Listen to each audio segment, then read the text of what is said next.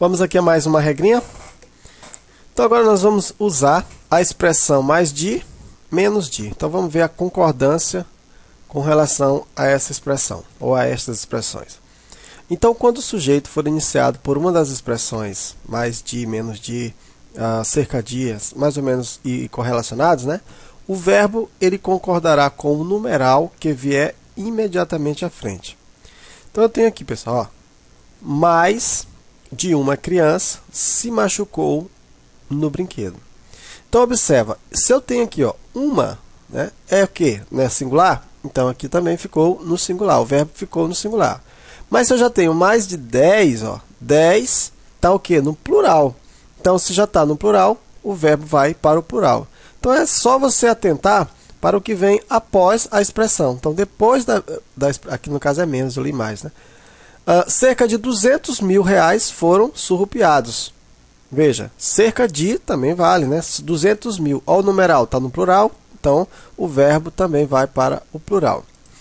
Mais de um tenista. Ó, se eu tenho mais de um tenista, singular, representou o Brasil nas Olimpíadas, então também no singular. E por fim, mais de 100 pessoas morreram no incêndio. Tá?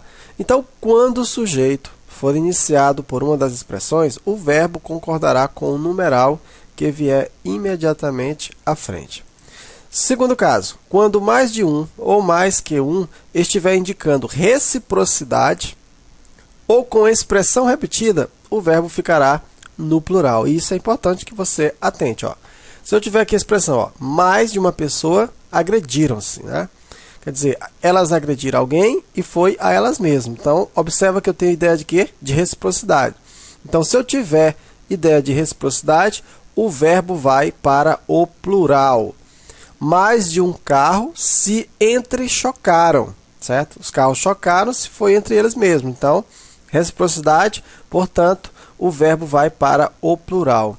Mais de um deputado se xingaram durante a sessão.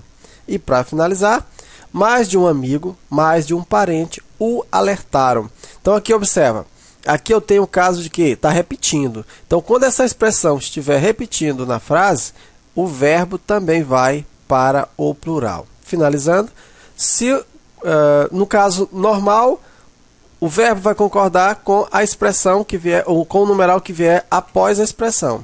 Se vier no singular, o verbo vai para o singular. Se vier no plural, o verbo vai para o plural.